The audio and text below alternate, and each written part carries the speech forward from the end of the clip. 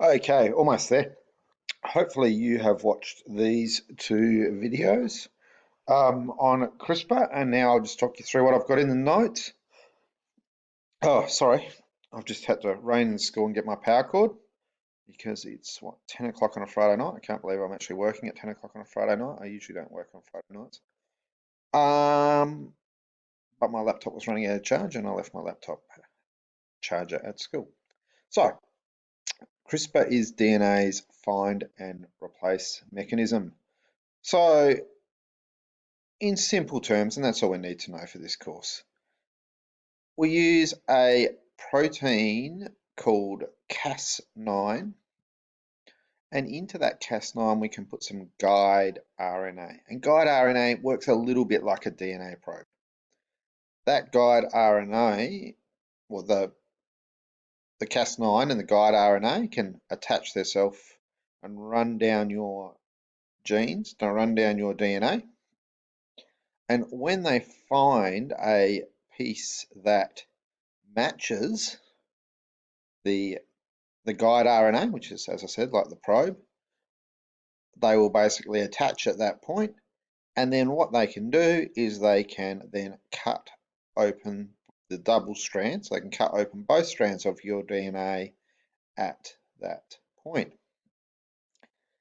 That then allows for example, a faulty gene to be just cut out of your cells. So maybe a gene that's doing something it shouldn't, and that can just be removed.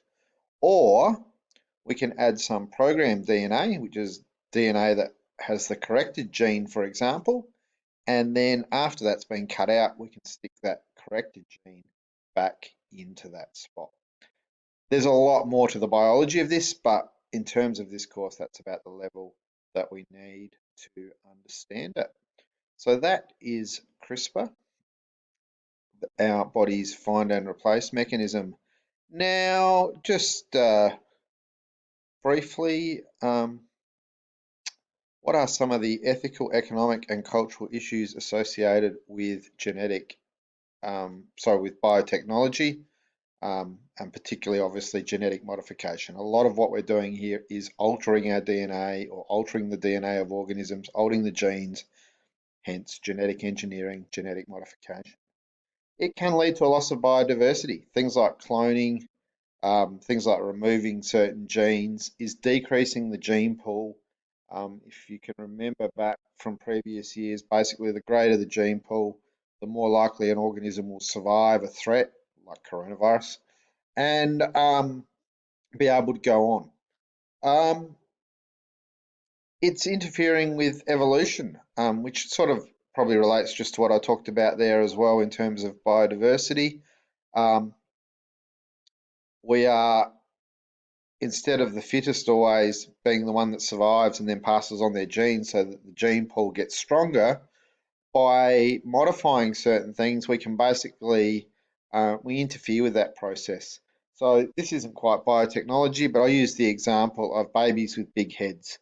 In the old days, babies with big heads were likely to die in childbirth because they couldn't get out through their mother's cervix. Now that we use cesareans and all that sort of things, those babies with big heads get born. They can go on and have babies, which are more likely to have big heads because they've got bigger heads. So we'll see an increase in the size of basically the heads of people in the population. Natural selection would have weaned those people out and kept the head at a size that was big enough to be smart enough, have enough brain, but also not too big that you couldn't survive childbirth. So modifying genetics can have similar effects. We can produce now things, and this is a big problem in certain areas with agriculture, we can produce um, species that are too robust. So we can produce crops that are resistant to all sorts of herbicides and all that sort of thing. But if they get where they shouldn't be, they basically become a weed, and it's really hard to get rid of them because they've been made resistant to most of the natural predators or even some of the chemical predators, for lack of chemical predators. Basically, I mean, weed sprays and insecticides and herbicides. They've been made resistant to that, so they're going to be really hard to get rid of.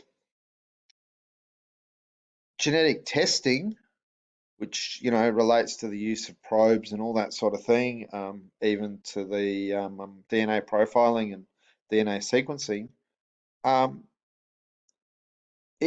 there's a lot of ethical implications there in terms of, what if your health insurance people say, well, you've got to get this test and we're not going to insure you if you've got this disease? Is that fair? Is that right? Should they be allowed to pick and choose who they insure? We can also see things where, we'll see an increase in abortion rates because if people can get babies genetically tested, they might then, if they know it's got a certain condition, choose to abort that fetus.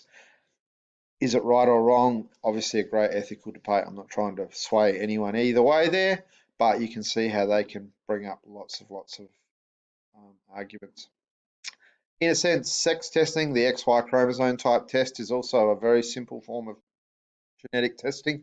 We've already seen in places like China in the one child, due to their one child policy, that we have a huge, a significantly higher rate of boys being born than girls, because families wanted to have boys to work on their farms and carry on their family names and all that, so they were much more likely to abort the female babies.